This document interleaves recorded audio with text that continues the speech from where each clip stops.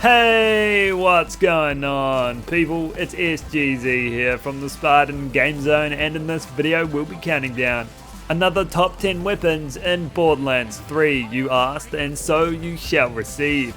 This is part 3 of the top weapons in the game, and if you missed part 1 or part 2, then feel free to check them out. These are some of the most damaging weapons in the entire game, and I'll be letting you know why they're so good, give you tips on how to increase their DPS, and let you know where you can find them. We had a big round of buffs this week which definitely shook up this list, but who will come out on top? If you enjoyed the video, I'd appreciate it if you could drop a like, and if you don't want to miss out on what's coming up next, then subscribing is one way to do it. We've hit the trilogy and this might be where we end, but like John Wick, should we go for chapter 4? Make sure to let me know in the comments, and let's crack into it.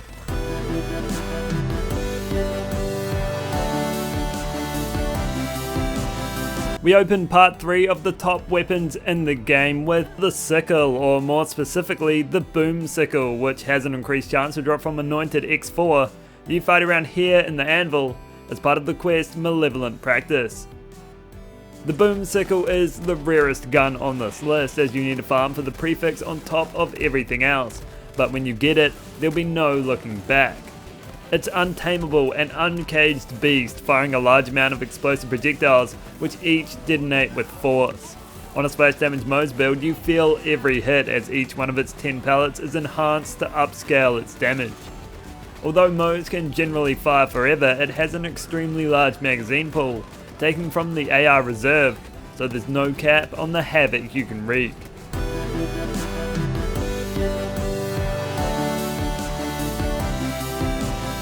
The prompt critical is next, an explosive handgun from DLC 4 that can come in all the available elements, and has an increased chance to drop from not so nice Lilith, who you fight around here on top of Castle Crimson. The prompt critical is your classic Torg handgun, firing deadly explosive rounds in both impact and sticky modes. You want to be using its sticky mode to get maximum damage, as each subsequent sticky you land will boost the size and power of the upcoming explosion. The damage caused is relative to the amount of stickies applied, and it'll easily blast through whatever health remains. Just fire away and watch as each shot hits hard, only to be followed up by even more damage. It's a top choice pistol on modes, but all Vault Hunters can use it to blow away the competition.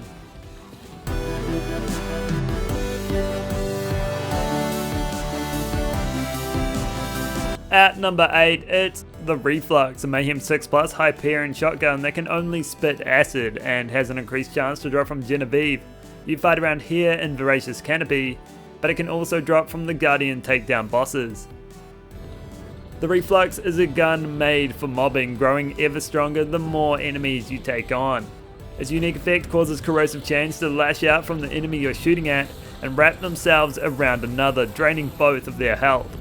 If an enemy gets too close to either of them, they'll get locked up too, as it's capable of causing countless enemies to have their life force quickly drain away.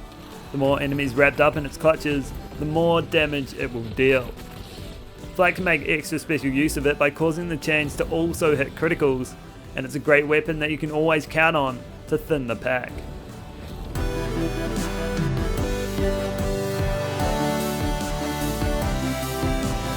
Time now for the Hail, a unique dual assault rifle with a huge crit bonus that can come in every element including non-elemental, and like the crit is given to you by Miss Moxie.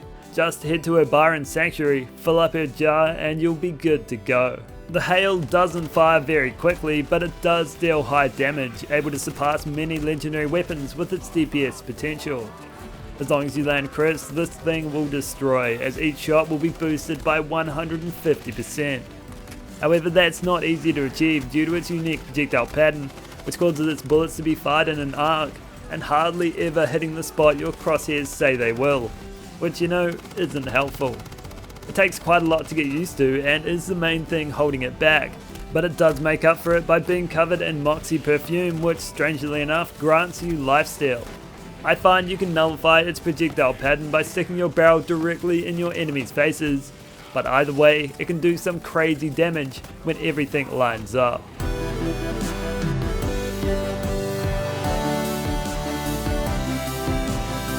Moving on now to the Soul Render, a dial assault rifle from DLC 2 that can come in all elements including none at all, and has an increased chance to drop from Tom and Zam, who you can infinitely farm around here in Heart's Desire.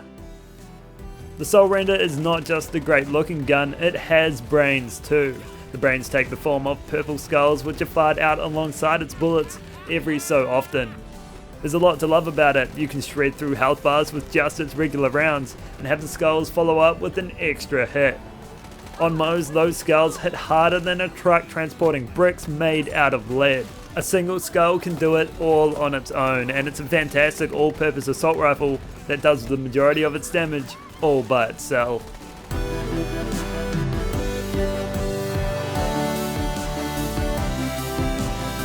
Moving on now to the Skull Masher, a devastating sniper rifle that belongs in DLC 2 with an increased chance to drop from Esther the Invincible, who you can find around about here in Skidmore Basin as part of the Wee/Slash questline. The Skull Masher is your no-nonsense bolt-action behemoth, carrying the same personality as Gary from Home Depot. Every shot is lethal, popping heads clean off with a single shot. That's because it doesn't fire your standard caliber. Rather, each shot is packed with pellets, giving it the power of a shotgun at all ranges. Although it's a single shot sniper, you can rail off shots incredibly quickly, with each trigger pull causing some serious harm. It's a true Jacob's powerhouse, one of the best guns I've ever made, and it fits perfectly into Flak's hands. If you ever wanted a sniper rifle that feels incredible and puts all of its power into each bullet, then look no further, because you've found it right here.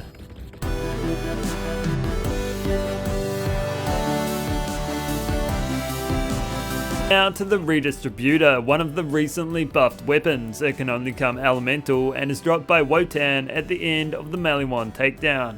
The Redistributor was in the past a go-to weapon, particularly for Zane, and now it's back again, but not just for him. Every 7th shot from the Redistributor will be amped and deal 120% more damage. Not only that, but every amp shot chains to nearby enemies, often to multiple at once, making it a powerhouse while mobbing, especially when rocking Zane's barrier, which will cause every single shot to chain. Combine that with the Hustler comm and you will tear through crowds of enemies as though they never even existed. It's insanely strong on him, making group tasks easy, but even on other Vault Hunters, the power is now there to do the same.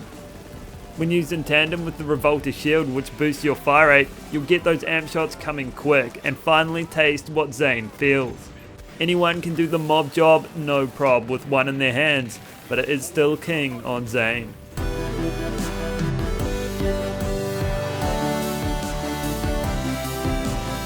Now for the Lucky 7, a special Jacob's pistol like no other that belongs to DLC 1. It has an increased chance to drop from Pandora's toughest Autobot, Scrap Trap Prime, who you fight around here in the Compactor.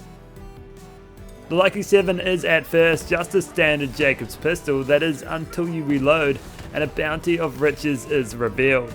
It's not called the Lucky 7 for nothing, as there's about a 30% chance for one of its 5 possible bonuses to be applied each time you reload. Those bonuses include explosive rounds, fully auto, always critical ricocheting amp shots, elemental type, and 7 pellets.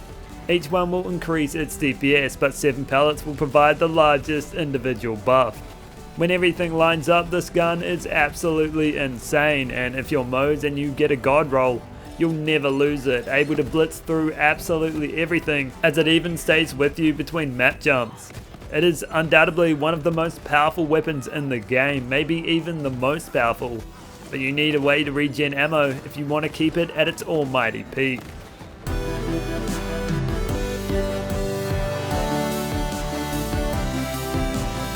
Time now for the Calcin, a dial SMG that can come in any element including non-elemental, and drops the quickest from Captain Traunt, who you fight at the very end of Athenas, but only if you're on Mayhem 6 or above. The Calcin is a super SMG, firing sticky bombs at a high rate which deal great damage both on impact and when they detonate. Its explosions all day long, as even when you're reloading, they're still popping off. It'll crash through health bars consistently, becoming especially deadly when you land critical. It's incredibly powerful, especially on a Minesweeper Mo's, where everything you turn to shoot at just turns to dust. On her you want a consecutive hits anointment coupled with a ×2 variant, but any Vault Hunter will enjoy the sound of its explosive symphony.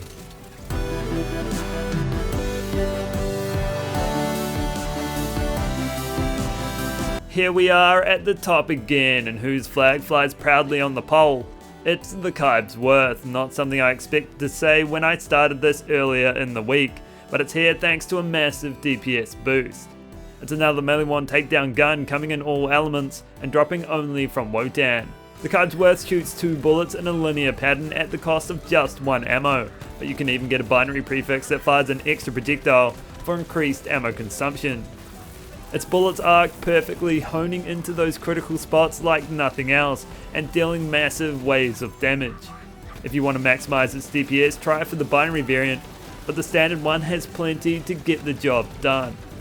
Because of its all-time splash damage, it's a great gun on Moes, but anyone will be able to use it to wipe the floor clean. It also has a unique effect which helps to aid you by occasionally dropping healing pools on the ground after you kill an enemy, but you won't need its help.